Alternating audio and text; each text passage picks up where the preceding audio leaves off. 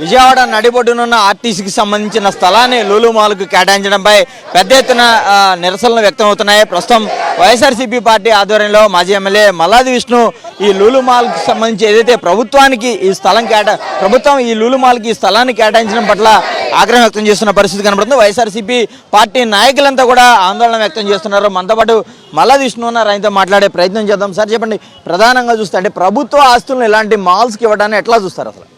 Sir, ఇప్పుడు డబ్బు ఉన్నటువంటి మాల్స్కి రాష్ట్ర ప్రభుత్వానికి సంబంధించి ఆర్టీసీకి సంబంధించినటువంటి దాదాపుగా 20,000 గజాలని, అంటే 4 ఎకరాల 15 సెంట్లని రద్దీగా ఉండేటటువంటి విలువైనటువంటి భూముల్ని ఆర్టీసీకి సంబంధించినటువంటి వాటిని ఏ రకంగా లూలు మాల్కి ఇవ్వడం జరుగుతుంది? భూ కేటాయింపులు ఇష్టానుసారంగా ఇబ్బడి ముబ్బడిగా విశాఖపట్నంలో కానీ, రాయలసీమలో కానీ, లేకపోతే ఎంపీలకు కానీ, మినిస్టర్లకు కానీ, ఎమ్మెల్యేలకు కానీ మార్కెట్ వాల్యూకి దరిదాపుల్లో లేకుండా ఊరికి అప్పనంగా కారు చౌకగా ఇస్తుంది ప్రభుత్వం. దీన్ని వైఎస్ఆర్ కాంగ్రెస్ పార్టీ ఆపాలి అని చెప్తా ఉన్నాం. ఈ భూ కేటాయింపులో పారదర్శక లేదు. ఉదాహరణకి విజయవాడకు సంబంధించినటువంటి ఆర్టీసీ బస్టాండు 600 కోట్ల రూపాయలు ఖరీదు చేసేటటువంటి 4 ఎకరాల 15 సెంట్ల భూమి. ఆ లూలు కంపెనీ పెట్టేటటువంటి పెట్టుబడి ఎంత అంటే 160 కోట్ల రూపాయలు.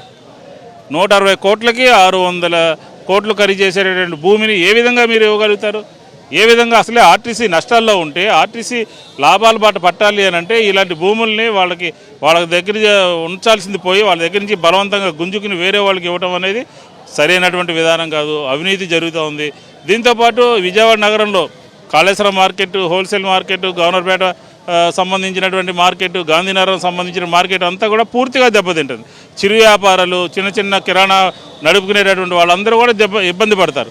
కాబట్టి ఒక పారదర్శకమైనటువంటి విధానం లేకుండా ఉత్తరాంధ్రలో కానీ, విశాఖపట్నంలో కానీ, రాయలసీమలో కానీ, అలాగే మల్లవోలులో కానీ, జగ్గపేటలో కానీ, విజయవాడలో కానీ ఎక్కడైనా సరే భూ కేటాయింపులు అనేది ఇప్పటి ముప్పటిగా ఇండస్ట్రియల్ ప్రమోషన్ పేరు మీద ప్రతి సమావేశంలోనూ, ప్రతి క్యాబినెట్ మీటింగ్లోనూ వాళ్ళ ఇష్టానుసారంగా భూ కేటాయింపులు చేస్తున్నారు. ఇది సరైనటువంటి పద్ధతి కాదు.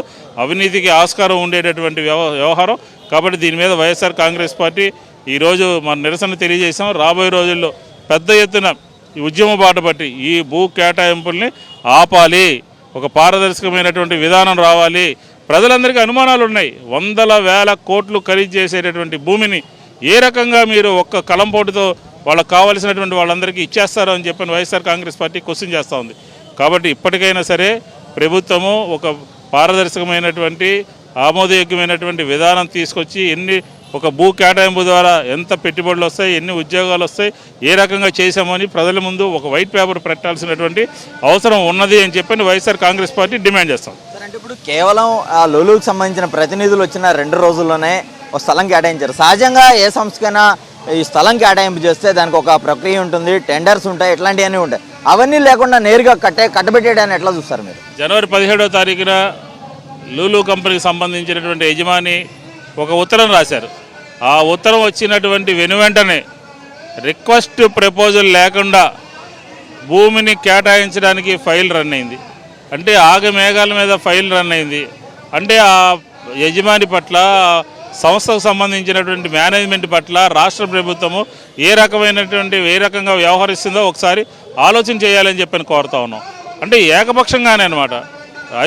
విజయవాడ నడిబొడ్డులో ఉన్నటువంటి 4 ఎకరాల 15 సెంట్ల స్థలాన్ని ఏకపక్షంగా కంపెనీకి ఇచ్చేసి వాళ్ళు దారాదత్తం చేసి గజం 2-3 లక్షలు ఉండేటటువంటిది 20,000 గజాలని వాళ్ళకి ఇష్టానుసారం ఇచ్చేయడం అనేది సరైనటువంటి చర్య కాదు, సహేతుకమైనటువంటి చర్య కాదు. ఇందులో ఒక మతలబు ఉందని, అవినీతి ఉందని రకరకాలుగా పుకార్లు, రకరకాలుగా అందరూ మాట్లాడుతూ ఉన్నారు. కాబట్టి దీన్ని నిర్వహించాల్సిన అవసరం ఉంది. భూ కేటాయింపుల మీద ప్రతి క్యాబినెట్లోనూ భూ కేటాయింపులేనా? ప్రతి బోర్డు మీటింగ్లోనూ భూ కేటాయింపులేనా? అసలు భూమికి ఎవరు కావాలంటే రైతు బజార్కి వెళ్తే బంగాళదుంపలు ఖరీదుగా ఉంటాయి, రైతు బజార్కి వెళ్తే టమాటాలు ఖరీదుగా ఉంటాయి. కానీ ఆంధ్రప్రదేశ్లో ఎకరం భూమి చాలా కారు చౌకగా కేటాయింపులు చేస్తున్నారు. దీన్ని రద్దు చేయాలి, ఆపాలి అనేదే వైఎస్ఆర్ కాంగ్రెస్ పార్టీ డిమాండ్. అంటే ఇలాంటి నిరసనల ద్వారా మీరందరూ నిరసనలు వ్యక్తం చేస్తున్న సమయంలో ప్రభుత్వం అభివృద్ధిని అడ్డుకోవడానికే మీరంతా ఇట్లాంటి కార్యక్రమాలు చేస్తున్నారని ఒక ఆరోపిస్తుంది. దీన్ని ఎలా చూస్తారు? అభివృద్ధిని మేము ఎక్కడ అడ్డుకున్నాం? అసలు విజయవాడ నగరంలో అభివృద్ధి ఏం చేశారు సంవత్సర కాలంలో? ఒక వైట్ పేపర్ ఇమ్మని చెప్పండి. విజయవాడ నగరం పట్ల ప్రభుత్వానికి అసలు చిన్న చూపు ఉంది. ఇక్కడ ఉన్నటువంటి మెడికల్ యూనివర్సిటీని అక్కడికి తీసుకెళ్ళిపోవాలనుకుంటున్నారు. నగరానికి సంవత్సర కాలంలో చేసిందేమీ లేదు. ఇప్పుడు కాదు, గత 5 సంవత్సరాలు కూడా చేసిందేమీ లేదు. విజయవాడ నగరానికి కాదు, ఆర్టీసీకి సంబంధించినటువంటి అసలే ఆర్టీసీ నష్టాల బాటలో ఉంటే ఆర్టీసీని మరింతగా అప్పుల ఊబిలోకి కూరుకునేపోయే విధంగా ఆ స్థలాన్ని వేరే కంపెనీకి ఏ రకంగా కేటాయిస్తారో అని చెప్పని వైఎస్ఆర్ కాంగ్రెస్ పార్టీ అడుగుతూ ఉంది. అభివృద్ధి మేము ఎందుకు అడ్డుకుంటున్నాం? ఇవ్వండి, మీరు అమరావతిలో లులు కంపెనీకి ఇవ్వండి. ఇప్పుడు ఇచ్చారు కదా, మీకు కావాల్సినటువంటి వాళ్ళందరికీ భూ కేటాయింపులు చేశారు. అలాగే 14-19 మధ్యకాలంలో రాజధాని కడతామని చెప్పని మీకు సంబంధించినటువంటి ఎమ్మెల్యేలు కానీ మంత్రులు కానీ మీ చుట్టుపక్కల ఉండేటటువంటి వాళ్ళందరూ కూడా భూములు కొన్నారు. కొంటే తప్పేంది, వ్యాపారం చేస్తే తప్పే ఉందని చెప్పని మీరే మాట్లాడారు. మరి ఈరోజు మేము ఎక్కడ అభివృద్ధిని అడ్డుకుంటున్నాం? మేము ఎక్కడ అభివృద్ధి అడ్డుకోవట్ల. వాస్తవ పరిస్థితిని ఆంధ్రప్రదేశ్ ప్రజల ముందు పెడతా ఉన్నాం. ఈ భూ కేటాయింపుల్లో జరుగుతున్నటువంటి కార్యక్రమం, భూ కేటాయింపులు ఎవరెవరికి ఇస్తున్నారు, ఏ రకంగా ఇస్తున్నారు అనే కార్యక్రమాన్ని ఆంధ్రప్రదేశ్ ప్రజల ముందు వైఎస్ఆర్ కాంగ్రెస్ పార్టీ ఆవిష్కరిస్తూ ఉంది. కాబట్టి ప్రజలందరికీ కూడా తెలియాలి.